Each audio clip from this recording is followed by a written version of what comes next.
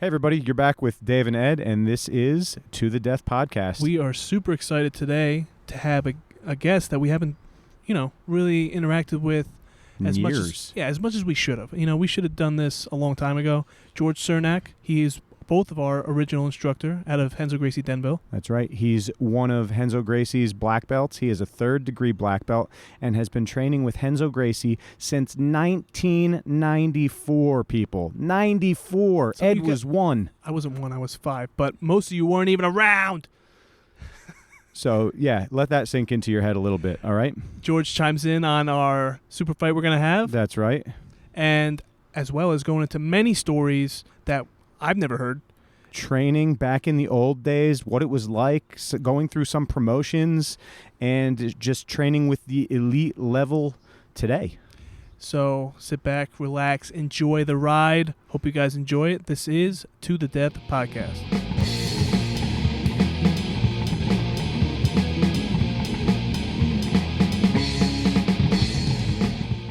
All right, we're going here. All right. You can talk. Hello. We're good?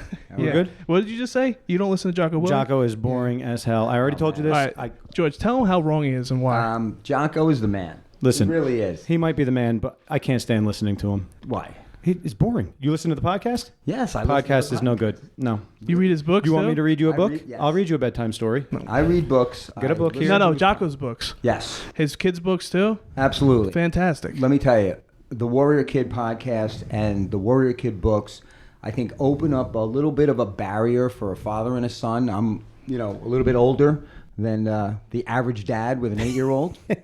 So, 50 years between my son and I. And these books, I love them. They absolutely help you bridge that gap and, get into some maybe conversations you might not otherwise get into and solve some problems and build that character. You can use the stories that he's teaching to kind of just put things in real life, real-time perspective. I Dave told you I would read the book, all right? Ray, get me the book. I lent it to this guy, Ray, and he hasn't given it back yet. Yeah, but he's going to loan me the book. I got 2 kids, 2 daughters. Okay. Two girls. daughters. Two daughters. So you got to make them tough, man. I You got to know. do That's jiu-jitsu. They're going to sign up. Of They're going to course. come. They're going to come one day. Ed has no say in the household. Wait, you think they're going to train with you? No, they're just going to train. They might train here. It's close to your house. Exactly. I'm not training with you. I know. I want them to be good and tough. Whoa, wait a second now. I have some tough kids. All right. But listen, we need to get on something else here. Okay. George, if you listen to the last podcast, Ed and I have a challenge match, and I'm looking for somebody to corner me. Are you interested in cornering me and prepping me for Ed? I would definitely do that. Yeah? All right. Look at Ed. Look at the size of him. Wait, George, look at the conditioning. I didn't know you were into cornering losers. No, look at how Wow, look at this beautiful specimen. Look at my physique. Just looking at the two of us, who's at an advantage here? You're about a 7.5, and Ed's He's looking at me. he's a 3. There we go. So Ed, you're a 3. we're starting to He's looking sway right in my direction. And remember, and George, I'm judging you against my old broken down body. Oh, no, you're in way better shape than both of us. way better For shape. sure. How is that? So Yanni agreed to ref this match, and it's not going to be fair. Hold on, he thinks Yanni's not honorable enough. He thinks Yanni's going to be biased. He's going to in his sway refereeing. in Ed's direction. Do you think Yanni is not honorable? He said right off the bat that Ed's going to win. He didn't even give me a chance. Really? Yeah. So how is that non-biased? I don't know, man. Yanni's like one of those guys, and I've said this this phrase about Yanni for a long, long time, that if I was to rob a bank, I would rob a bank with him because he wouldn't tell a soul. He would, because he's got integrity. He is. No, there's He's something so wrong here. honorable. All right. So does that mean you're going to sway your vote in Ed's direction now? No. It just All right, means good. that I think Yanni would do a good job. Like, we don't need of any more preparing refs. him We don't need and being an honest ref. right. He doesn't need I 3 want refs. 3 refs. No, we don't need that 3 was refs. Yanni's suggestion. Wow, that would be the honest. Honestly, that would be the right way to do it. There we go. Thank you, George. Okay. Do And you have any when are we recommendations? going to start camp? For refs? Well, yeah, you can't be a ref if you're going to do his camp. So No, you he's can either gonna, be a. why can't he do both? He can't do both. That's not how it works. He Oh, got come on. Yanni's doing both. Why can't I? No, Yanni's not going to coach me. Oh, No, he's just gonna ref. No, Ed's That's it. preparing himself. How how's many that going, pints Ed? of ice How's cream? The preparation. The for preparation, I need actually 0. Zero prep? I could show up, like if we did the match today, I'm completely out of shape, and I would be confident that I I would. have a huge mat upstairs where, listen, guys, The That's only right. Upstairs. Where upstairs? We're sitting inside Renzo Gracie Denville for all of you. Right, so this is Yes. the first time me or Dave has been here. We originally trained in a with new you, building. right? And It's fantastic. Thank you.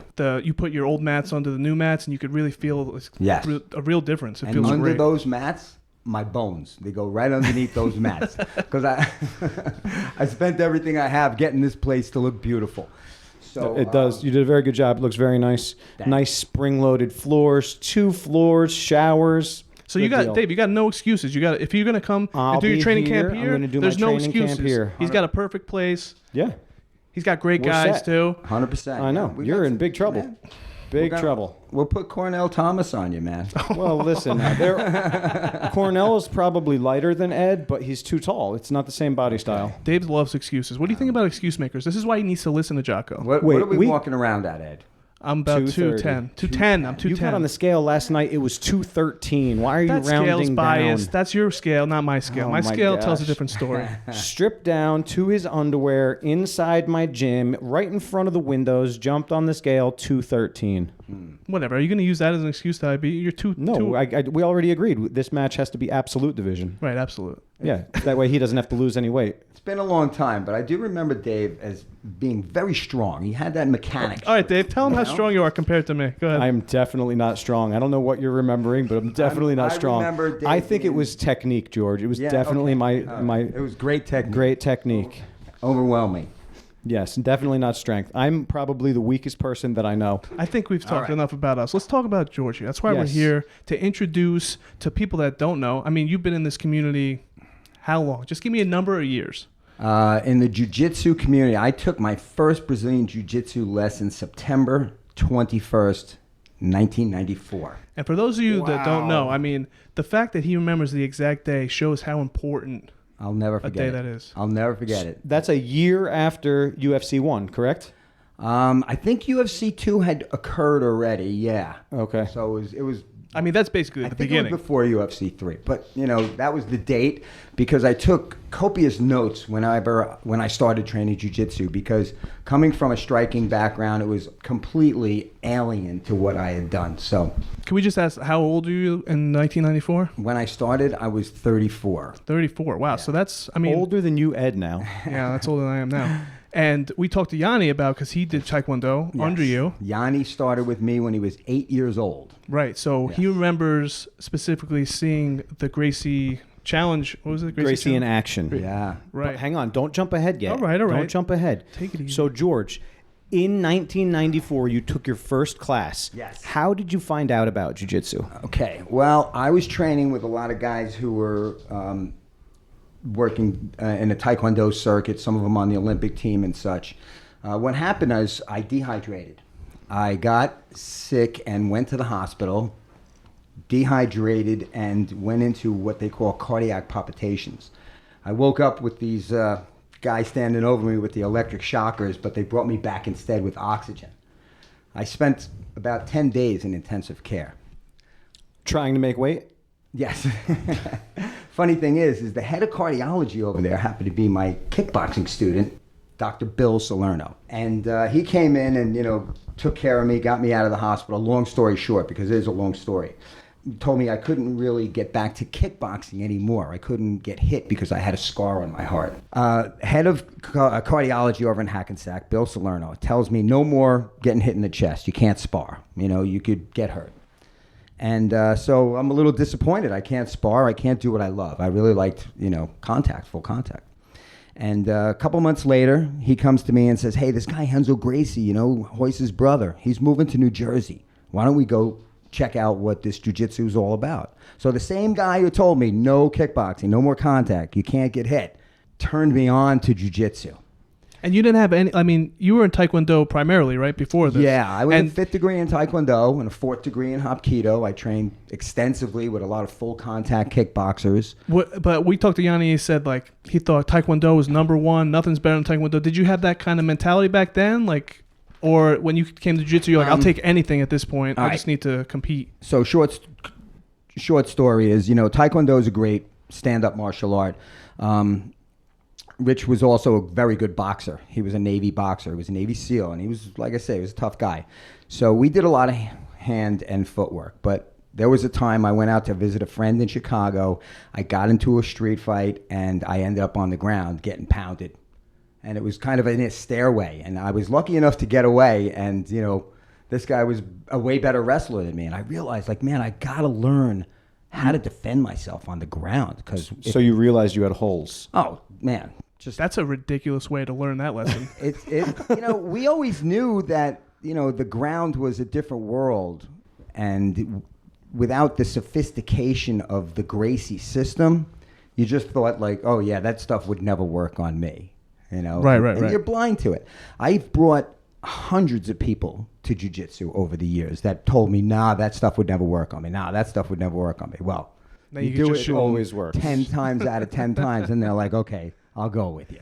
You know, I'll go check it out. Right. So let's go back to the first day you trained. Where are you? Are you at Renzo's? Well, let's see. We were back at that time, there was a Gold's Gym in Middletown, all right, where Renzo's partner, Craig Kukuk, was his name. This is before Renzo came to the country. Renzo would visit, and he was all over the world fighting. And, you know, his brother Half was already here, I think, in San Francisco, in San Francisco, yeah.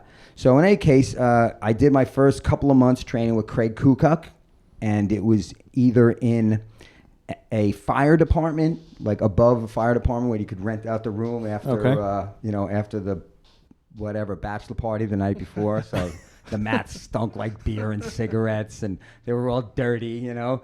It was actually the Leonardo Fire Department, I believe. Leonardo, New Jersey. So you guys are basically doing real life Fight Club right now. This is like as underground as you're going to get. It was pretty raw, you know. And there was a lot of good South Jersey tough guy wrestlers down there. And there was only 2 guys that were purple belts at the time. Way back then. Yeah, way back then.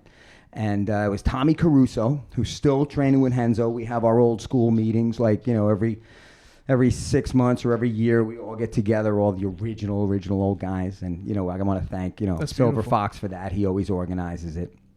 And my good man, Dave Chung. But, yeah, so we just grinded away. And, you know, Renzo came, and then right away, Ricardo Almeida came with him, you know. Right, yeah. Came to live with Renzo, you know, left his family in Brazil and said, okay, I'm going to move to America. So they went in Jersey, Renzo came, or he went straight to New York? No, Renzo lived in Homedale, bought a house okay. down there, and that was where Craig was from. And Ricardo lived with him, you know, with his family, and, you know, we just trained there. And then there was another interesting place. It was a Kung Fu Academy on, I believe it was like 25th Street or 23rd Street, where Renzo had rented some mats, and that was where I trained with a lot of guys like Rodrigo Gracie, Gene Dunn, and you know, Jamie Cruz, of course, at the time. That was where I first met Jamie. We were blue belts. So Jamie had trained a little bit more in the city. I trained a little bit more South Jersey. I would train a lot of daytimes because I taught at night. And, you know, Jamie would train night times because he worked during the day. So a lot of us missed each other's paths and then kind of came together a little bit later on. Right, so you're saying you're still teaching Taekwondo at this point. Yeah. And then on the side, you're going and still teaching Taekwondo. I had the school, which I sold to Rich Rosidi in 2000. So, yeah, I had the school, and I had this little room off to the side where we would do challenge matches and have fights with local schools and... you know, anybody who wanted to test their skills against jiu-jitsu, like we were blue belts, me and Scott McTye and Lou Vintaloro and another really good guy, Fernando Pereira. We would just take on all these guys who wanted to... A blue belt at that time is like the closest thing you can think of to a god, basically. On the ground, nobody knew anything. It was amazing that, you know, after 6 months of learning jiu-jitsu against somebody who had never done jiu-jitsu but, you know, was high-level black belt in some other style, you know, this guru, you know, there was just no defense. There was no answer. The Gracies had found, like, a pot of gold when they came here. Horion saw, like, bam. Do you consider yourself lucky to have been one of the first few people introduced in the area at that time? Absolutely, yeah. There was only a few of us who were training jiu-jitsu in the area, and we would all get together at my school. We'd also go down to Alex Wilkie's martial art because Alex trained with Hoyler at the time, and David Adiv was another guy who I trained with quite often early on, and David was Lou's instructor. and Hoyler's representative here in the States. So can I just touch on technique a little bit? So you've been in this for, 26 years. And we don't know. We've been in this for 14 years, and we've seen the evolution. But what kind of techniques were you doing back then? Like, was it real basic? What kind of game would you play back then? Yeah, a lot of the game was way more basic. It was a lot more of the wrestlers that came out early and forged the style that we had to come up with, because wrestlers were always on top, right? And jiu-jitsu guys were always on the bottom. So we got to figure out, how do we going to get on top of these guys? Can't wrestle them. Yeah, or how to submit them. Right. Because, we know how, what happens when, you off balance somebody and they stick out a limb and, we get a hold of that limb. So, there was a lot of that. There was a lot of ground and pound style training. Renzo was fighting MMA a lot. Right. So there was a lot of no-gi MMA. A lot of striking is what you're saying. Well, yeah, on the taking ground. down boxers, ground and pound, striking on the ground. So you guys are just basically fighting each other. Yeah, and there was jiu-jitsu class too, but True Fight Club. In my head, I'm painting a picture of like you guys meeting up and just rolling, kind of like we do now, just kind of chill. Yeah. Was it like a war back then? Like and there was no timer. There was like, okay, round would start, and whatever would happen in between. Like Renzo would get on the phone with Rodrigo, and the round would be like 29 minutes. Right. That's one of the reasons we named the podcast. The podcast is To the Death, because before there were timers, you would roll, the instructor would say, okay, time to switch. And then by the last round, there was no anything. You would just roll, and then somebody would finish, and that's it. That's how the day would end. Switch partners when the first person drops. That's it. Yeah, there was very little, much less organization. It was so much looser than the rigidness of the martial arts that I had experienced throughout my life. So how did you feel about that specifically? Because Taekwondo was very structured. It's a very old martial art. And then you come into this, it's very formal. Relaxed. Yeah, this is the complete opposite. Yeah. How did you feel about that? Well, I was lucky enough to get in touch with the right guy, because my instructor was like, listen, forms are for people who can't fight. That's the reason why they have forms, according to Richard Gracie. So he wasn't about teaching anybody forms. The only time we would ever practice forms would be like when we had a belt promotion coming up and you were going for like a new belt level, like first degree to second or third to fourth. You had to learn these forms, and you'd be in a room with 85, 90 other people. So we just kind of dance our way through the form, get into the middle of the crowd and hide behind the biggest guy. And, because we really sucked at forms. I have some comments that I'd like to make on this, but I want to wait until I enter your timeline. So just don't let me forget. Okay.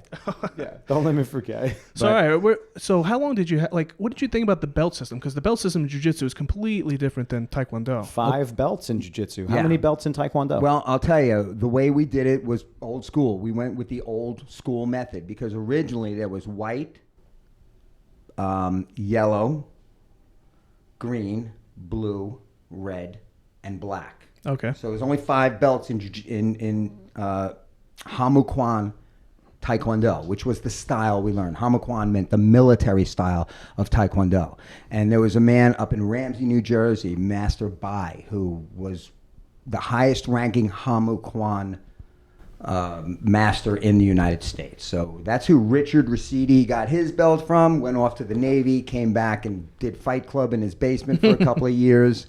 And then he opened up his school, and he still has a school today. And I'm, proud to say I got him doing jiu-jitsu. He's got a black belt now under Joe Moreira, and he's a representative too. So, man, the real hardcore guys, the guys who like to fight, you can deny that somebody can do something until they do it to you over and over again. Right. And finally you realize, I've been climbing this ladder for a long time, and I've gotten to the top of the ladder, but now it's time for me to get down and put the ladder against a different wall and start climbing to the top of that one. Right. It takes a certain mentality. It takes a certain humility to just keep pushing and changing and keep challenging yourself. Yeah, that was the one thing that I kept trying to explain to my friends. Is man, you guys like to fight. This is real. This is what it looks like. And at the time, Renzo and Craig had put out a series of tapes.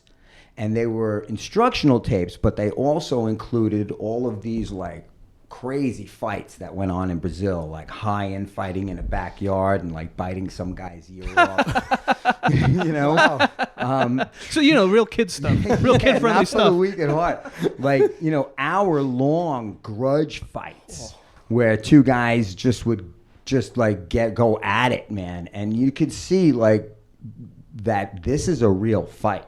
Like with nobody there to stop you, and two people truly want to hurt each other. Bare knuckle, no gloves, and it's on. And no time limit, no break. It was, It's just kind of like a primal experience. Yeah, man. I mean, could you imagine? Like, No. I'd rather not imagine. Yeah. even just training live for an hour, like even 5-minute rounds where you're going at it. Like you're like, man, I just accomplished something. I just put out a 10 out of 10 or at least a 9 out of 10. Right, and that's not just you, it's you and the person with you. You kind of go on a journey together through But that's this. a game. Yeah. These guys are fighting for real. Yeah, no, these are grudge matches, two guys who are high-level black belts. But after the end, would they have a certain respect for each other? They still just... I don't think those guys like each other very much. But, there's some pretty famous grudge matches, as you can see in some of the, some of the old school like Vale Tudo guys versus jiu-jitsu guys back in Brazil back in the day where Renzo fought, bare knuckle, no rules, no time limit, style versus style, or like of the Luta Libre guys, Hugo Duarte and Eugenio Trudeau were the guys who were like, Renzo and Hyen's nemesises. Really? Yeah, in Brazil. And actually, Eugenio shot Hyen. And, that's why Renzo went over to Brazil and fought Eugenio Trudeau, right? You guys ever seen that match? You got to check it out. About this. And that's when they banned MMA in Brazil. What year was that? Oh, boy. That's a good question. It was before the Abu Dhabi. And the way I know that, 99. Probably 97 or 98, because the Sheik and Renzo were getting close, and the Sheik wanted to start sponsoring MMA. Who's the Sheik? World. Do you know the Sheik? Oh. Yeah, I don't remember his name, but I follow him. All right, Sheik you gotta. Sheik Tahoon. I'm sorry, Sheik Tahoon and Renzo are close as close can be. So in any case, the Sheik wanted to start bringing out jiu-jitsu to the world or MMA to the world. And then there was that fight, and then MMA got banned in Brazil because of the rivalry. There was gunshots, people getting stabbed. Renzo was in the ring. Somebody jumped over the ring and slashed Renzo in the middle of the fight. It was chaos. So I have a quick question. When you first opened, or when I first joined you, you had a glass case that had just a ton of VHS tapes. Yeah. Were any of the VHS tapes in there the ones you're talking about now? So I've seen all of this stuff. I just can't put names to what you're saying. I had all these old tapes, right? There was a guy who, another guy in the industry, Chris Savarese, and he owns. We know Chris Savarese. Chris is a great guy. So anyway, Chris got a hold of some of these old Brazilian bootleg tapes somehow through his sources, and we would sit around and watch these tapes, right? And then by the time I had opened, I had quite a library of this. Yeah, stuff. you did. And I used to lend them out to people, like people would sign them out and watch them and bring them back. And I borrowed every single one. Oh yeah, every single one I borrowed. I forgot about that. But I just can't put names to any of these things now. Yeah, but yes, well, it was every all in VHS Portuguese, right? Nobody knew what the heck was going on, and we were so bad at jiu-jitsu. Like these guys were black belts fighting, and we're like, it just it all blew past us. Right. So with our limited skill sets. Let's go to getting your belts, right? Let's go back to belts. How long were you a white belt for? I was a white belt for about a year and a half, 2 years. Right. So were you doing primarily no-gi stuff? No, well, we did both. We just did a mix, okay. We did both. Matty and Nick Serra were blue belts. Okay, Matt Serra. At the time. And, I trained a lot with them at Renzo's. And, of course, Rodrigo Gracie. Rodrigo was a brown belt. And he was actually a black belt. And Renzo made him a brown belt when he came to Renzo, Wow. And so trained with those guys a lot. And that was on 27th Street. And, it was quite different back then. So we would do gi and no gi because it would be like just taking off your top, right? Gi top was no gi training. Right. And then you would, try not to grab the pants. But and, you always do. The pants back then were Yes. like bloomers compared today. It was like a judo gi. Right. That was usually way too big for you. So, Well, that's what we started with. yeah, these old judo gis. Yeah. I feel like you did that so the upper belts just could do it even more to you because they got more to grab. They could really wrap Yeah, you but there around was with no that. Toriando passing going on at that time. No, Yeah. there was no lapel guard, no squid guard. There wasn't much of that going on. No, there was no worm guard. There was no berimbolo. So when you started kind of rising up through the ranks, did you know that like I need to be teaching this? This is what the next step is. Yeah, definitely. Because in my school in Elmwood Park that I had, which was called Champion Taekwondo, because I had moved from one spot to another spot, and I had a smaller room that was about 500 or 600 square feet, and that's where we used to have our little challenge matches and our jiu-jitsu training, because I had a real big room, maybe about 2,000 square feet in the back, and that's where we had our Taekwondo Just to give classes. some people some perspective, how much mat space would you say you have here currently? Here we have about 1,800 square feet Yeah, of so mat like space. it's a lot less space. It's a real small. Yeah. Like my small room is about 800 square feet. I'd say this is 5 or 6. Right. So, but big enough for a dozen or so guys to get around and, get some grappling in. And then even once in a while, we'd have guys like Moti Hornstein, who fought in like the first or the second UFC. He would come down and train with us because he heard of us, somehow on these forums where we would be getting together and training jiu-jitsu. And But you didn't have him as Facebook friends or nothing? yeah, right. The internet was a very different thing. Yeah. So you're coming So up now. belts, right? Yeah, belt. So White belt about 1.5 years. and then you go into blue belt and you're training primarily where? Well, blue belt, I trained, of course. Well, there was a time where I had a little issue with Renzo's partner, Craig Kukuk, and he didn't want me around anymore. Uh-oh. So I was banned from Renzo's for about 8 months until finally they broke up their relationship. Then I went back to Renzo. But during that time, I trained with David Adiv privately in his house, and I also trained down at Alex Wilkie's school, and I was a blue belt then. So I was probably around 97 or so. Okay. And so I was blue belt for a long time. About how long? You don't want to know. I think I know, but Go ahead, so tell- you opened your school as a blue belt, Yes, correct? I did. So- I mean, the school that we know of. Yes, I opened in 2004 as a blue belt. Okay, so that's 7-8 years. I All was right. a blue belt for 9 years. Man. 9 years. All right. Yeah. But I had taken some breaks. I'm not going to Blue lie. belt blues. Listen, Everybody you don't takes got the break during you don't blue got to belt. tell us about breaks. I take more breaks, I think, than Yeah. anybody Yeah. has. Episode 2, if you guys want to hear about it. It wasn't for, the lack of wanting to do it, but there was other things going on in my life. Absolutely, And, yeah, sure. Whatever, it just took over, and so I just didn't get the type of training that would put me up to the next level.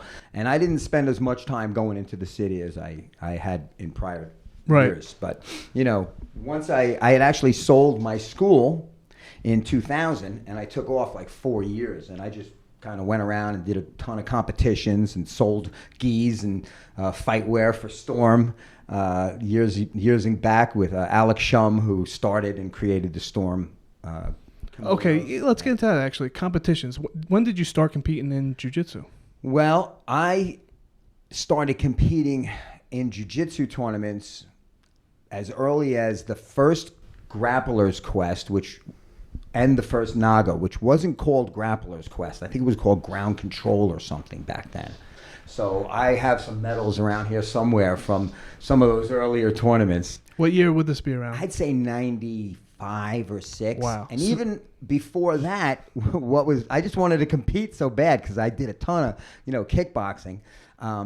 So me and Lou Vintaloro would go do judo tournaments. And the judo refs would get so mad at me because I would pull guard and try to arm lock people. Oh, hilarious. And, they want to see people get thrown. Sure, but yeah. I couldn't throw anybody. I was terrible at judo, man.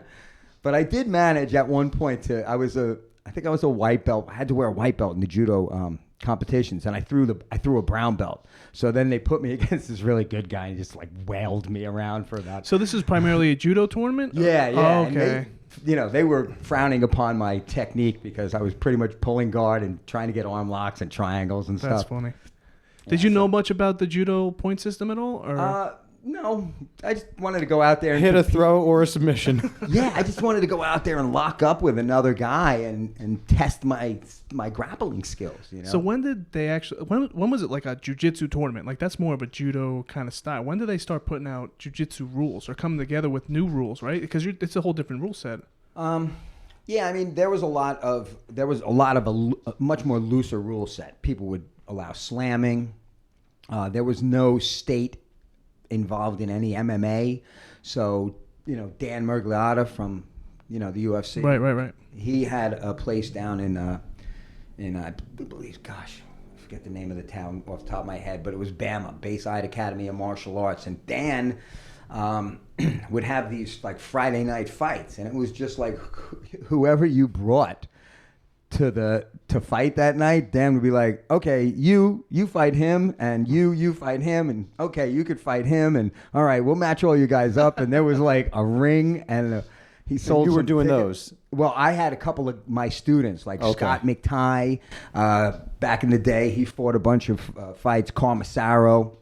This was all underground stuff, Oh yeah, this is Yeah.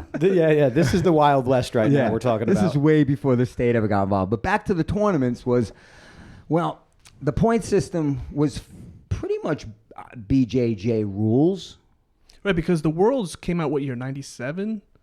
Over here? No, in general. In general, like Brazil, Well, when they still started had like the Brasileiro and all of these. so they had the national tournaments. Okay, but they had their rules set up from Yeah, that, the and then we kind of just had the rules. I mean, I think Hola's Gracie and Hickson came up with the rules back in probably the 70s. Okay. Along with Carlos Gracie Jr., who runs the entire organization. So then it started to tighten it up. Yeah, I mean, I think they would allow probably a little bit more leniency. And we were talking about heel hooks in the gi. Were they doing those back then? Yeah, you could do anything back then. What is your? But yeah, so how do you feel about heel hooks in the gi now? This is funny because I was training yesterday with Dave Chung, and we had taken our tops off, but we had gi pants on, and we were messing around, and I asked them that question: what do you think, heel hooks in the gi? And we said, and I think this is okay. Black belts, it's okay. That's my in stance. the gi. No, that's my you're stance. both wrong. Black all right? belt- You no, don't no, know no. what You're you're gonna talking tell about. your instructor, first instructor ever, right. that he's wrong. He's been in jiu-jitsu almost as long as I've been alive.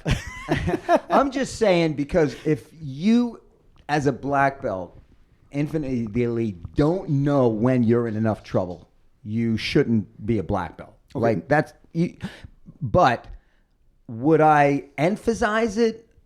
No, but it's a different world. So IBJJF is no heel hooks with the gi. But have you ever seen the devastating toe holds that you can put in place? Yes, we were talking about that the other day. Way worse than a heel hook, man.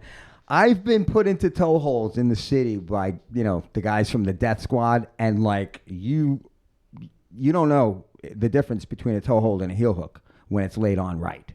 Now, what about danger or the ability to escape, possibly making it more dangerous with heel hooks in the gi? What do you think about that? I think the toe holes are just as difficult to escape. There you go. What a great do. argument. This is just one more person I'm not going to listen to anymore, all right? This is why you'll never get a black I'm sorry, belt. Dave. I did put some thought into this, and I spoke to a couple black belts, and they said Which you are not one. They would compete in a tournament at black belt level, heel hooks in the gi. So then you absolutely feel IBJJF should be doing heel hooks no gi. Heel hooks no gi. No gi, yeah. That's their thing, is they don't want to allow it, but I do believe that they should, because I think they're losing a ton of ground to other tournaments and other organizations out there, because, man, I mean, heel hookers come like early on in training if you get good at it. I've trained with some good purple belt heel hookers that are like, they kill black belts. Yeah, absolutely. I was one of them because I hadn't gone to no-gi class for quite some time in the city. I love the gi, I really do. And then I started going to some more no-gi classes, and I was getting beat up like by decent, I'm ashamed to say, blue belts, like, no gi. And purple belts, no gi, that were just really good at off-balancing you and catching a leg. My leg game was prehistoric. So I just caught on to it. Me and another fella, Pete Lawson, owns Brooklyn BJJ, Renzo Black Belt. We've been doing privates with John Danaher now for about a year and a half, and we went through the entire system of heel hooks with John, and I have to say, like, there's a real science to it. Wow, that's fantastic. Can you talk on John Danaher a little bit, like your relationship throughout the years? Well, yeah, I mean, John was another guy who trained more in the evening in the earlier days. I trained more in the daytime, but, you know, John has been my main instructor probably since 2010, 11, since I've been, you know, really training a lot at the academy. I'm there every Friday. I do, you know, I get there early. I roll with a bunch of people, drill, then I do class. I get a bite to eat, and then I go back and do a private with John. And sometimes after that, I get to hang out with Renzo and, you know, or just hang around the academy. Man, it sounds like you're living the dream, the jiu-jitsu dream. That's my Friday. That has been my Friday forever. I'm coming with you. Come on with me, man. I bring a lot of people down to the academy, and it's a special place. It really is. Like, when you walk in there and you see the level of the guys. You're hanging out with the top in the world right now. It's Gary Tonin, it's Gordon, Nicky Rod, and, you know, Craig Jones, and whoever else dropped in from what country around the world. That's America. That's our future of jiu-jitsu. They're pushing the future, those guys, and they're keeping the Renzo tradition alive. I mean, indefinitely. Yeah, I mean, I had Craig here for a seminar a few months back. Great time, great guy, just fun to hang out with. Loves, you know, breaking people's bones. Listen, George, I was planning on coming to that, but I do have a bone to pick with you with this, all right? Yeah. You keep doing seminars during the week. I have class. You got to do Sunday seminars for me. Just for me. Sunday seminars. Tell him to get somebody good enough to teach a class for him so Ed, he can jump down here. Teach so that I can come to the seminar for you. No, I'll come. That's I'll right. come here. You said good enough. Hang on. Ron, I need you to come and cover class because Ed is not good enough. How about I come here, I'll take the seminar, I could come back and try to show you. Yeah. But if anyone's showing leg locks, nobody's leg locking those little tiny feet of yours. What are you talking about? I have the most toe holdable feet. Look at these feet, George. I got the smallest feet you ever saw. 7. 7.5. Sorry. My kid's got feet like he's like my kid's like a 3.5. All right. He's Take 9 it easy. years old. Really? I'm like a 12. My God. Yeah. Right, you guys got to foot shame me. I get it. Oh my God. All right, let's get back to the jiu-jitsu, please. All right.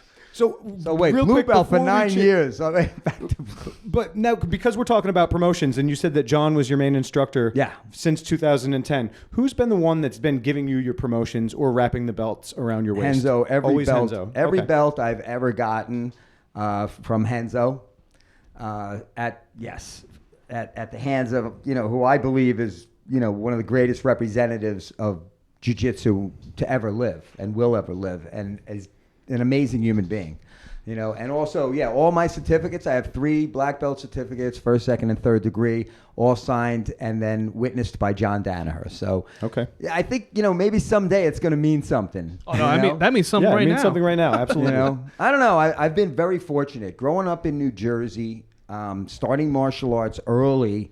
I was able to train with some amazing people. I got lucky. I really have to say that, you know, Renzo came to Jersey, because adult martial arts, for me, was on the brink of death for sure. Right. Because I wasn't really going for Muay Thai, which was the only kind of reality-based fighting that you were seeing coming out of Holland and Thailand and such. I didn't see adult martial arts as my future anymore. Because of the lack of reality. Yeah. It was just, it had gone too far as way off to the left. There was... You know. And there's only so many punches to the head you could take as you get older, and kicks and stuff. You do get tired of getting knocked unconscious. A lot of this was punching the air. Yeah. Well, again, like I say, we were pretty hardcore. We didn't. That's good. That's rare, I feel, for traditional martial arts. And what you would call Taekwondo. Like, people would say, Taekwondo, it's just a bunch of kicking in the air. And it wasn't with my instructor, man. Again, like I said, he was a Navy SEAL. Okay. He was a undefeated boxer in the Navy. He fought in the PKA, the Professional Karate Association, back in the 80s. He was an undefeated kickboxer there. I mean, he was an all-around, probably one of the toughest guys in North Jersey, hands down. All right, so let's talk about, so you got all your instructors, you got the best guys, you got all this luck, but it takes more than luck to, I mean, you've been in the jiu-jitsu business for how many, almost 20 years, right? So let's start where you opened your school. So it's 2004, September 15th. I like Septembers. That's a good time to start stuff. Yeah. Everything starts in September. I opened my school on September 15th, and I subleased about, 15 or 1,800 square feet from a carpet store. And he eventually moved out, and I ended up taking over the spot as my own. So that was the beginning of Renzo Gracie Denville and what was back then Real World Martial Arts. So starting off, it was just mostly adults. Yeah, we started off, Yanni was teaching for me kickboxing, and it was probably more kickboxing back then. Because you got to get people in the door first to keep, get the business. People didn't know what jiu-jitsu was. And it was funny, people would come in, and I had these grappling dummies that I made, because when you would try to give somebody an intro in jiu-jitsu and you wanted to show them the guard, and they're like, why would I do that? Why would I be between your legs, man? That's weird, Or, yeah, without a reference point, it's kind of like... Yes. So I had these dummies that I made, and I would use them as a reference point, and then I would try to show people like a video or something of reality. Like this position, if you're on your back and you have your legs in between and you know how to control their weight, you're at a better position than they are, as long as you understand the position. And so, things were much different. It was kickboxing, maybe 3 or 4 nights a week, and then another 2 or 3 nights a week jiu-jitsu. So now it's easy for schools to open and be solely jiu-jitsu or primarily jiu-jitsu. Do you feel that if you would have done primarily jiu-jitsu at that time that you'd still be in business? I don't think I would have made it, no. I think back then I would be about 80-20 in the first year would be kickboxing and jiu-jitsu. Because, the area that I'm in here is kind of a nice area, maybe something more stay-at-home moms. So we had a pretty good enrollment of women who wanted to stay in shape and liked hitting the bags. And, you were kind of getting out of that Tybo, Billy Blanks time frame into, something maybe a little bit cooler. That's a tough sell to stay-at-home moms, jiu-jitsu back then. Yeah. I mean, what are you going to show them, a UFC fight? It's kind of like this. Yeah, it's like, this is, I know. That's like, people were just outraged by it. By MMA, saying remember it was like they call human cockfighting. Right. I mean, it wasn't even legal in most states. Yeah. Right. It wasn't on TV. It had only pay-per-view only. Yeah. Yeah. It was. I mean, look, incredible. it's still only brand new to New York. Yeah. Jersey's such a hotbed because why? It was illegal in New York. So if you wanted to fight and you were in New York, you had to come to Jersey to fight. Same thing. Most of the guys in PA, there was so little activity outside of Jersey. Right, so the guys from PA would all come to Jersey. So Jersey became a real hotbed for MMA and, of course, jiu-jitsu because of Renzo. If you look around at the amount of representatives that Renzo has in north of Jersey and South Jersey, and along with guys like Ricardo Almeida, Tom DeBlas, and I mean, he's the primary guy. That's the guy. There's lots of us. When did you start to see a jump in the jiu-jitsu? Yeah, great question. Of course, it was the Ultimate Fighter. Do you remember what year that was? 2005. Yeah. Oh, all right, relax. Come on, you tell me to stop. We'll go right to the thing. I started before I heard about the Ultimate Fighter, so that's why I was curious. I remember watching the Ultimate Fighter and just being like, this is going to be so good for what I do. But, the Stephan Bonner and Forrest Griffin fight was just fantastic. One of the best fights ever. Like that was the tipping point where people were like, wow, that stuff's really cool. Like these guys went at it, and then the camaraderie afterwards. It was just the whole thing. Mm-hmm. Like the way they kind of a magical moment in time for our industry. For sure. That was a direct reason why I eventually started. Not you, but no, I started. Do you remember Bobby Bush? Bob Bush, his son trained with you. And that is how I got into jiu-jitsu. I worked with Bob Bush, and I did Taekwondo as an adult. And he knew I was miserable, and he recommended that I come down and I talk to you, which I did in April of 2006. I came into what was Real World Martial Arts at the time, and I saw you, and I tried class in my Taekwondo gi and got cross-collar choked over and over because of that stupid thin gi. Oh, they were like beautiful gis to choke people with. Yeah, I got choked like dental so bad, man. And then I remember because I had such a horrible experience with Kemmel Taekwondo. training already by then? Kemmel, yeah. I remember Piotr choked me, had to be 75 times in one round because at that point there were rounds. You jumped right into class, right into rolls your first day. Yeah. There was no filter. No, dude, yeah. Kemmel would, when a new guy came in, Kemmel would put him to sleep. I'm like, dude, I gotta sign this guy up. You just put him to sleep, man. That never He's not happened. coming back here. That never happened with me. Wait till they sign the paper, man. I have a pretty good. I don't know. You think it was a good Kemmel story? I have what I call a good Kemmel story. But just when I signed up, I really have to thank you because you noticed that when I came from the horrible Taekwondo as an adult, it was difficult to get me to commit. And because of how accommodating you were at that time, it's really what made me stay. Otherwise, everybody wanted a contract. You kind of needed it in order to keep the doors open, but you were accommodating to me, and that's what made me come back, and that's the only reason that I ever started jiu-jitsu. So thank you for that. Oh, thank you. I appreciate it. And man, it feels good to help people along with their lives. Like, there's a lot of people who I've met throughout the years who've thanked me that, man, I started or I kept training because of you, or, you inspired me to get back on the mat after my injury, or, I wanted to quit because I felt I was too old. You're never too old to do jiu-jitsu, man. Can we talk about the difference, the transition? Because you were training jiu-jitsu, yes, and then you went to teacher, school owner. What kind of transition period was it like? Was it harder, or what were some? I was always teaching pretty much since like 97. Renzo was like, I was a blue belt. Renzo was like, yeah, get your buddies together.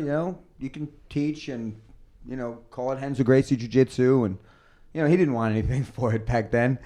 And so I was always teaching and training together. And I looked at myself more as an instructor than I did as a competitor later on, because I used to do the Masters, which was, when I was a purple belt, I would do the Masters over 40, then I would do the 30 to 40, and then I would do the regular division. There you go. Like, I was doing like 11, 12 fights a day. And yeah, sometimes I'd win 2 divisions in the day, or, medal in 2 divisions. It was just, you couldn't get enough competition time out there. And, the brackets weren't exactly, 20 people deep. You might have 3 fights, or right, sometimes 2 fights or 1 fight even, I went to a tournament when, I think it was 2009. I dropped down to 160 pounds. I get to the lightweight division, and the one guy in my bracket drops out like 10 minutes before, and I ended up winning the absolute division. Because that was the only one left. They're like, well, do you want to compete in the absolute division? I'm like, yeah, I guess. I'm here. We got to do something. So I had 3 fights. I won the absolute division. So fantastic. Go figure. That's great. I love that because, sometimes not always the instructor will kind of take a step back and won't compete as much. It's always good to see your instructors just as hungry as you are. It helps to motivate as well as teach. It does, really. I have some guys that are pretty good at jiu-jitsu, good competitors. Claudio's still fighting pro MMA, and mainly they're more into the submission only circuit than the IBJJF right now, because I just think the pace of it and the no-gi attraction, like you see guys like making real money now doing this. Guys like Eddie Bravo are starting these tournaments, sub-only stuff. Yeah. I mean, it's exciting. Yeah, they're genius. Yeah. It's very smart. One of the problems with the no heel hooks is it makes it less dynamic. It makes, guys kind of game the system a little more. And then when you open the rules up a little bit, you got to get these spectators in because you got to make it at least fun to watch too.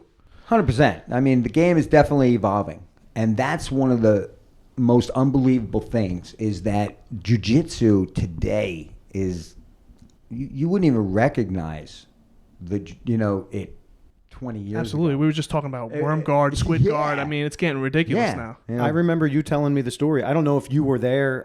I don't have a timeline, but I remember you telling the story of people passing guard by just scooping one leg with one arm, and then all of a sudden there was a triangle. But before that, you would just scoop one leg over your shoulder. Sure, yeah. It was a story, I guess... one of Renzo Gracie's students had found an old judo book in his grandfather's attic or something in Japanese. It was Japanese written, and it showed the triangle choke, and the book was from the late 1800s. And prior to that, everybody was just literally reaching behind and Scoop it. Shucking The exact arm wrong over, thing that you would never show the thing anybody that you- now. Yeah. So we've gone from a time of no triangle choke Yeah. to squid guard. There you go.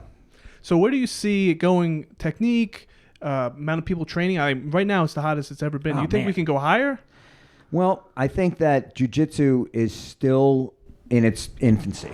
Really? Yeah, as far as its ability to attract intelligent people. I have more doctors, lawyers, and engineers than I have, thug fighters who come into my school, because intelligent people seek knowledge, and jiu-jitsu is a book that is... It's still being added to. Yeah, it's constantly being added to. Does that get frustrating for you? Like, I got to keep up with this new stuff now. These kids, what are they doing now? Just there's some stuff I'm not going to do. I'm not going to do a whole lot of, inverted stuff. I mean, I do more than I ever did, but I'm never going to be, the guy who's, upside down on his back. Right. You're not doing barambolos, George? Not really. But I need to know how to defend against the barambolos. Right. I need to understand what it is and the philosophy of the game. And one of the other greatest gifts to jiu-jitsu is when you have people that are now training 14, 15, 16 years with you, and they come to you with a question, and I'm like, man, you got to dig pretty deep to answer these questions now, because these guys already have 10,000 hours of jiu-jitsu, Right. and there's something they don't understand, and they're looking to you for that answer. And, that's intriguing, because the more you can dig deeply into what one person or what a group of people think about one move, the deeper your level of philosophy towards that move or that position becomes. Now you understand it from 10 different angles, not just your own. Right, and that's what's going to keep these people, like engineers, these really smart people, they're going to be infinitely engaged because the things keep changing, metagame and all that stuff. And the game's evolving. So let's go back to tournament talk. You've run your own tournaments in the past, in-house tournaments. Yeah. Can you just touch on, what are the advantages of an in-house tournament, and why do you think they're important for students to do? I think for the earliest competitions, it's the most comfortable place to break into competition. You're in your own school or a neighboring school. You're with a lot of your own family, and you start, out as nervous as ever, but, at least you have that camaraderie. Like, you're not in a tournament like Naga where there's thousands of people screaming and yelling, It could be pretty intimidating. First, especially a lot of people that join jiu-jitsu might haven't done any recreational sports in the past, and that could be really overwhelming to be in a situation like that. Yeah, I think competitions now, when you see 2-day competitions that are, hundreds and hundreds of brackets, where before, we'd have a tournament and it would start at 11, it was done at 4. Not no more. Yeah. You'd be there till 1 a.m. sometimes if it's the That tournament happened many start. times. Yeah. Nagas was notorious for that. That's why I just gave up coaching people and going to all these tournaments, because it was crazy. Right, so if you have it in-house, it's much more controlled, and the ones you've run that I've been to, very smooth. People aren't waiting around. You're always going to get a bunch of matches, even if the guy, say you show up to a Naga, you lose your first match, all right, now what? Yeah, well, listen, we're just trying to break the ice, that's all. Get somebody to feel confidence enough to maybe go out and compete. Or I think everybody should at least one time compete, against another person who wholeheartedly wants to win. He wants to defeat you. And if you don't put yourself in that position, it's very difficult to understand what that person feels. I try to explain that to my students all the time. Yeah. In class, yes, you're trying to tap the other person out. You're trying to quote unquote win, but it's not the same. There's no crazy energy, no adrenaline dump. Yeah. Very different in competition. I agree. It's definitely something that I think everyone should do at least one time. It's a type of adversity that's hard to simulate in real life. Like outside in real life, you're not going toe to toe. You're not it's not like you're risking your life, but it kind of gives you that fight or flight when you're about to go in against somebody. Yeah, 100%. That person wants to take you out, right? Their job is to beat you, and your job is to beat them. It's raw. It's as real as it gets, and it's still it's safe to do. Right. So to go out there and just be afraid to lose, you got to get past that. Right. Another thing that Yanni always talks about is if you do a tournament match, I mean, it's like going to 10 classes. It's Sure. like you get, and then you have a video of it. Now it's so easy to videotape a match. You can sit with your student and be like, all right, this is where you made mistakes. Exactly. And then you go over it. I love that part. Yeah. Yeah. And, you know, the thing is when somebody competes, he puts himself in a position where he's uncomfortable. If you go through life and everything's comfortable all the time, I don't know, at the end of that time, when that time comes, you're going to have a lot of regrets, excuse me. And you're going to say to yourself, I wish I would have done this. I wish I would have done that. Yeah, you never regret an extra roll at the end of the night. At the end of the day, you're like, oh, thank God I did that extra roll. 100%. And you never regret losing if you wholeheartedly went out there and, you know, put it all out. As long as you leave it on the mat. Yeah, you feel man. great about yeah, yourself. I've Absolutely. lost as many times in tournaments as I've won, I'm sure. And, you know, people still congratulate you. Man, that was a great fight. All right, let's just go to a topic we were talking about last one. What do you think about guys that let their arm break and get choked unconscious in a tournament setting? Well, you know, who you are in that situation, it's a reputation thing. You know, like Renzo let Sakuraba break his arm because Renzo has that mindset. And I don't know if you watched Renzo's documentary. I haven't. You've never watched Legacy? I honestly can't remember. Okay, it's on YouTube. It's about an hour and 15 minutes. Great documentary, and it talks about 10 years where they follow Renzo throughout his career of fighting and competing and such. And he tells a story about his father, and his father was held captive and tortured. There were 700 rebels tried to overthrow the government, and his father was one of them. They tortured and killed 699 of them, and they let Renzo's father live. So Renzo's father was put into these situations that would probably break the character of any man in the world, right? So Renzo said, if my father could live through that, right, and not break, somebody's going to break my arm, it's not going to kill me. So he let his arm break rather than tap because of his pride and his name. He wasn't going to be the first Gracie to tap.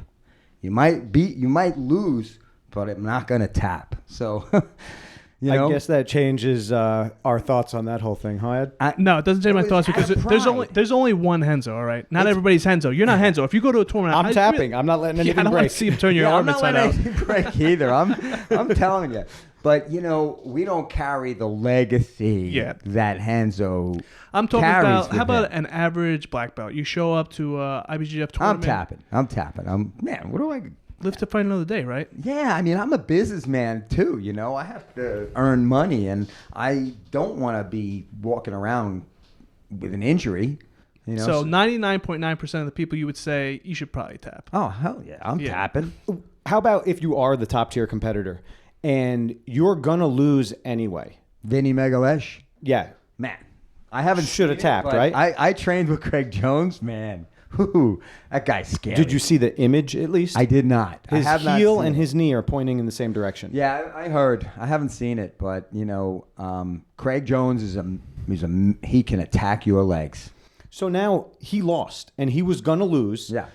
He would have been better off tapping. Now he's going to be months and months without. Who knows if he's ever even going to be able to fight again? His story, his leg locks don't work. You know, He was wrong. and he was wrong. But you know, in his mind, he didn't tap, and he said he never would tap to a leg lock. Right? I mean, that was his quote.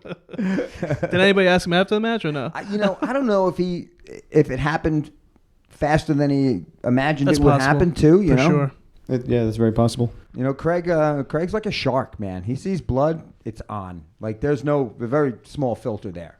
Yeah, that's one of the reasons why, like, when you said black belts could learn it in the gi, like, I completely agree with that. You need to have a certain amount of awareness of the danger, because if you don't recognize danger in a leg lock fast enough, I mean, you're really going to pay the price. Yeah. Toe holds, all of them. Yeah, it's definitely a more dangerous game, but you know, at a high level, you should have a high level of understanding of where you are.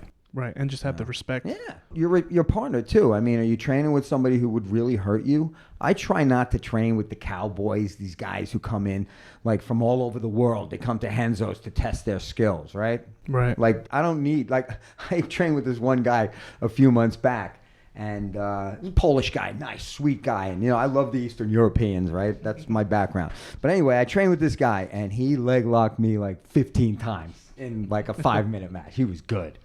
And he was a young kid. And I was like, man, I can't whip my ass, you know? And I was talking to his buddy afterward, and he's like the 170-pound, European no-gi champion.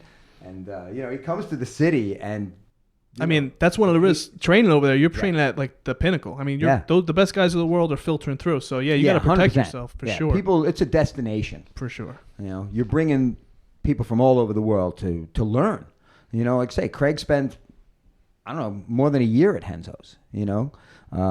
Jake Shields moved to New York City to train at Renzo's and change his game. Now, everyone that you're mentioning, and even the stories with the leg locks, I think that you're mostly talking about no-gi. Yeah. Do you do any gi training at Renzo's? Because if you notice in the competition circuit, there's not many Renzo competitors in the gi. Are they still doing gi training at high level? Oh, yeah. I mean, all the time.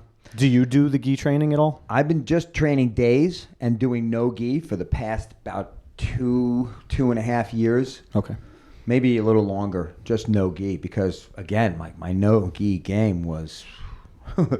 it was horrible. Right, because, I mean, in the past 2 years specifically, is when the Danaher system, the Death Squad, they're really... Yeah. I mean, they changed the game completely. Now it's all leg locks all the time in no-gi, so you got to be aware of it and be able to teach your students to stay safe. Yeah, well, see, the thing is, when you go to the city, John teaches his class, which is a gi class, but there are so many no-gi competitors from around the world that come, and he has, the Death Squad there every day, right? So he teaches a gi move and then a no-gi move and has everybody training in the same room. Like, I've never heard of anybody doing that and getting away with it, but yeah.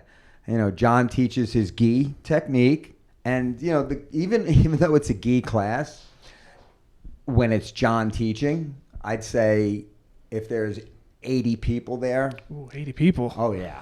Yeah. We've had 115 people on the mat in an afternoon. As a teacher, how do you even... It's chaos. That's nuts. Yeah, it was right before Abu Dhabi. There was literally everybody coming from everywhere to train, Is he walking around, like, correcting people and stuff? There's too many people. You can't do that. I heard he only, or in his head, he's teaching to the highest student in the room. That's pretty much it. Yeah, it's not a place for a new blue belt to learn jiu-jitsu. It's the Shark Tank, right? So yeah, he does a dual class. I mean, I've never heard of anybody doing that or pulling that one off. Do you think that maybe is the future? Maybe everyone should know. No, I mean I have them separate, and even though, like I say, it's a gi class on the schedule, it's a huge amount of no-gi people there, and so he does his dual class. Do you ever feel like maybe you'll grow to a point where you won't be able to connect? I mean, he can't connect with every student he has, right? Like, how do you deal with something like that, like a growth that big? That's tough. I mean, people find cliques and groups that they merge to. But when you have that many people in the room, it's just, he shows the move and people go out and train. And, he watches the timer and tells people to switch. He'll occasionally match people up, but more for when he has somebody getting ready for a tournament. He'll match them specifically with another person for the preparation. But it's mainly, a free-for-all, Right, so I guess what you're saying is that the higher you get, I mean, you're going to have to work with the higher level guys, and then as they go down the ranks, those guys teach the guys below them, and they teach below them, because there's only so many people you could actually influence. So you'd rather influence the highest possible so they can influence like that way? Yeah, I mean, his level of instruction it's interesting. He can take a very complex issue and make it into a simple sentence. And that's one of the things that makes him... I mean, that's genius. That's what a genius does. They simplify it to the most... Such a great instructor. I mean, Johnny, and especially in the past 2 years, has been watching all his videos. I mean, even just something as simple as a rear naked choke. Yeah. We've added 3 or 4 details that we weren't even doing. Yeah. It's unbelievable. Yeah, because he understands philosophy. He's a master's degree from Columbia in philosophy. So, he knows what you're thinking before you know what you're thinking. And if you can put yourself that far ahead mentally of your competition, you don't have to be stronger than them. It helps, though. I mean, Gordon Ryan's not weak. No, it does help. But, the fact that outthinking your opponent is the key to success in any confrontation. Training under him for so long and just talking about him the way that you just did, do you feel that there's any one detail to technique that you could give us right now that maybe just stuck with you, that's something that you could pass on just through words that maybe people would... Dave, he can't help you win through words. No, we're running a camp. He's running the camp. It doesn't matter. He's going to teach me everything he's learned from go. John. So one phrase I remember John simplifying, what's an arm lock? Okay. An arm lock, a successful arm lock, is the relationship of your hips to the shoulders of your attacker, okay, and the angle at which you attack. It's a simple sentence. And that's pretty deep. I don't even understand that. And I've been training 14 years. I can't even. I'd need more explanation on that. But the angle of attack and the relationship of the hips and the shoulders are the key to the success of the arm lock. Again, breaking that complex situation down to a phrase, to a couple sentences, really helps you understand, like cut through the BS. Why are these guys so good in the death squad, right? Why are they so good? Is because they were never shown a lot of the stuff that was good to show years ago, but it's antiquated now. Right. Everything that he's put in their heads has been cutting edge from the source.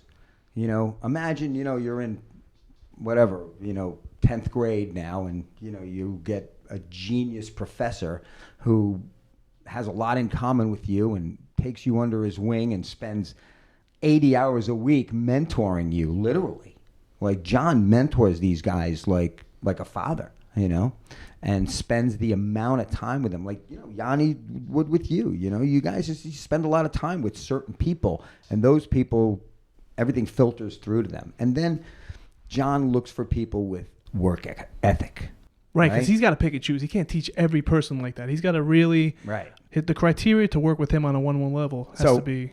Quick question John brought up to me one time was, what do you think the relationship is where Gary, Gordon, Tom, Frankie, Edgar, these guys all grew up within 10, 15 miles of each other? Something in the water. That was you. That's everybody's answer. My answer was the boardwalk. Because the boardwalk. Man, you grow up on the boardwalk and you're like the badass on the boardwalk. People are going to test you. Yeah, like you're definitely like the boardwalk. When I remember growing up, we'd go down the shore and man, I had fights down the boardwalk. People just walk past you and they got these bad when there's pretty girls around, it's going to start a fight. 100%.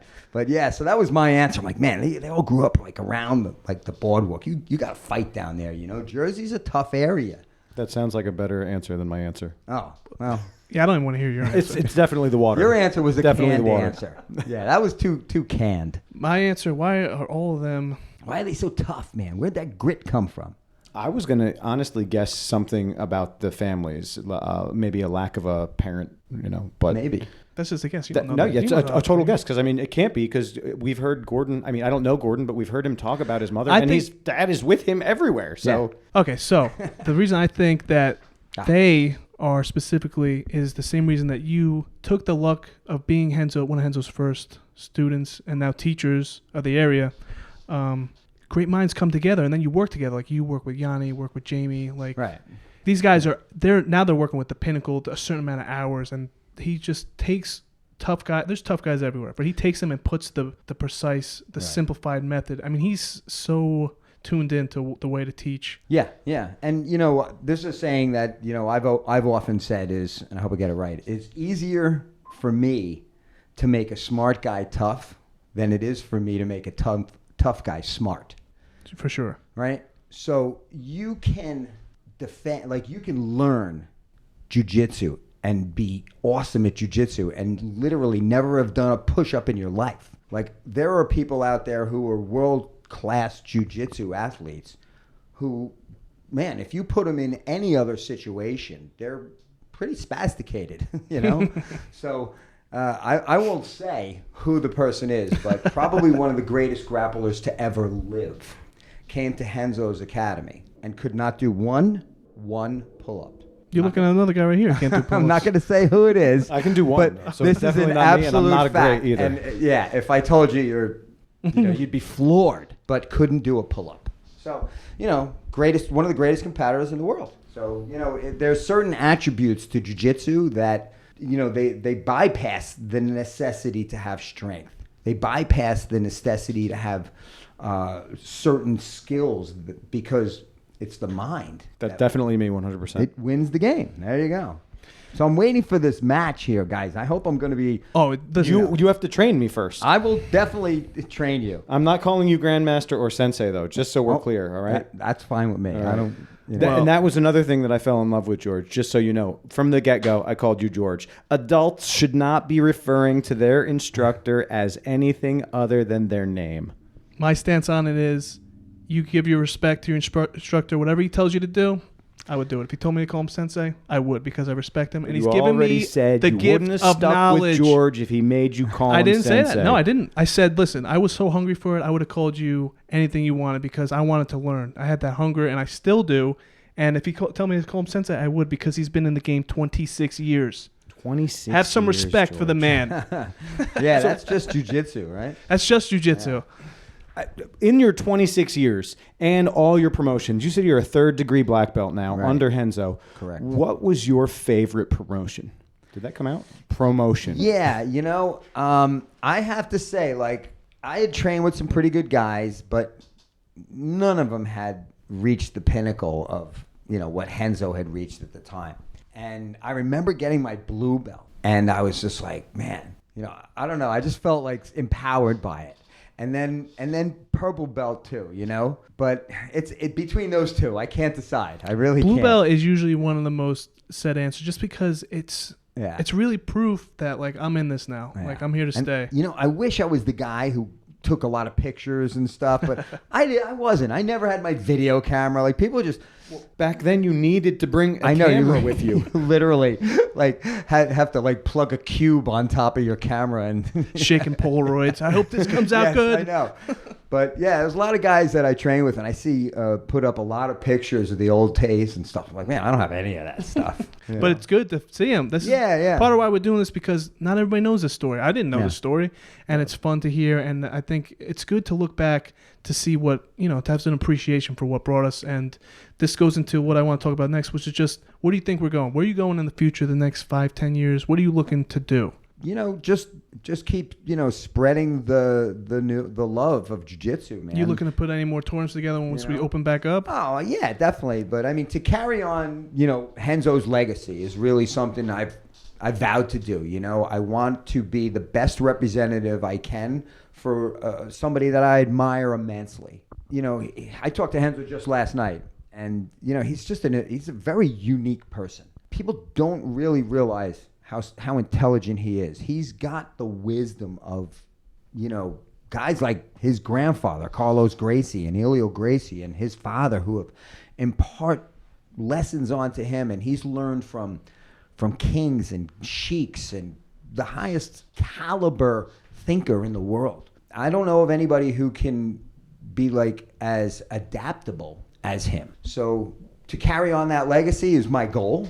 And of course, to do it in small increments, like bringing us guys together, doing tournaments, having competitions, having our schools meet and train together. I would say that is the main point of this podcast, is especially once things open up, is to support somebody like you with an in-house tournament. Try to get as many of our friends together and to just build together, just rise everybody and bring in new people and just spread jiu-jitsu, because that's why we're in it. Yeah, I think that, Renzo Gracie Jiu-Jitsu, or just Jiu-Jitsu in general, whoever you train with, just being able to spread this positive message and to take people from a place where they may not be confident, or they may be going through a tough time, or, just may have an unfortunate situation in their life. You put people on the mat and all of that's forgotten. It really helps you live in the moment. Yeah. Instead of looking backwards or forwards, you have to focus on what's right in front of you. It's the most honest place on earth.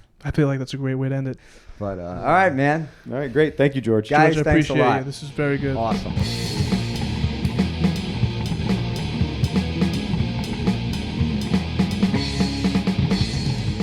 there you have it. I hope you guys enjoyed that. All those stories. I mean, Dave was so interested. At points, he wasn't even thinking about talking. No, I was just sitting back, soaking it all in for sure. Thank you, Ed, for doing a great job as an interviewer. Yeah, I had to stop it because we would have sat with him all day, and George is a very busy man. I didn't want to waste too much of his time, and I would definitely love to have him back. I think he would like to come back. He had fun. We had fun. And if you guys have any questions for George or you want to reach out, follow George, make sure you check out his social media. His personal social media is at GeorgeJitsu61. You can find him on Instagram and Facebook. You can find his school on Instagram and Facebook at Team Renzo Gracie Denville. He also has a apparel company called Authentic Heroes. You can find them at AuthenticHeroes.com and on Instagram and Twitter at Authentic Heroes. And if you guys don't remember all that stuff, we're going to have links to everything in the social media post. Dave's shaking his head, but he's doing what I say because he's my little man. Wait a second. You are supposed to be my fat sidekick. Fat lackey. You said sidekick last time. Remember, people, you heard it here. Just know that I will crush you, and I can't wait to crush you. Oh, it's going to be great. Now I have a camp, and anyone else that wants to participate in the camp, you guys know where to reach us at To The Death Podcast on Instagram and Facebook, or you can email tothedeathpodcast@gmail.com. And just know that anybody that tries to help Dave out, you will be dead to me, and I will come for you next. I've already shown you text messages. Thank you, everyone that has reached out. I'm like an elephant, fat, and I never forget. Make sure to check out our sponsor, Core BJJ, at corebjjnj.com. All the social media is Core is the same. I don't remember. Core BJJ. Who cares about Core BJJ? Nobody cares about you, and Dave. We would like to thank Rob for the music. After I beat you, I should take over the school. I'll change the name to Big Daddy's Jiu-Jitsu, where we crush nerds everywhere. I think that most people that do jiu-jitsu are nerds, so you're just going to crush everyone that does jiu-jitsu. And that's because I'm the best. I'm better than you. Everybody knows it. And make sure to send us any feedback through our email, tothedeathpodcast@gmail.com. Thanks, Rob, for the music, as always. I already said that. I already said that, Can Ed. I thank Rob, too? No, He's you don't my even know friend. him. You don't even know him. Oh, my God. Thank you, Rob. Ignore this guy. All right, that's it. See you next week. We got another great guest. I can't wait for you guys to see it. We're going to keep it hush-hush until then. This is To The Death Podcast. Yahoo!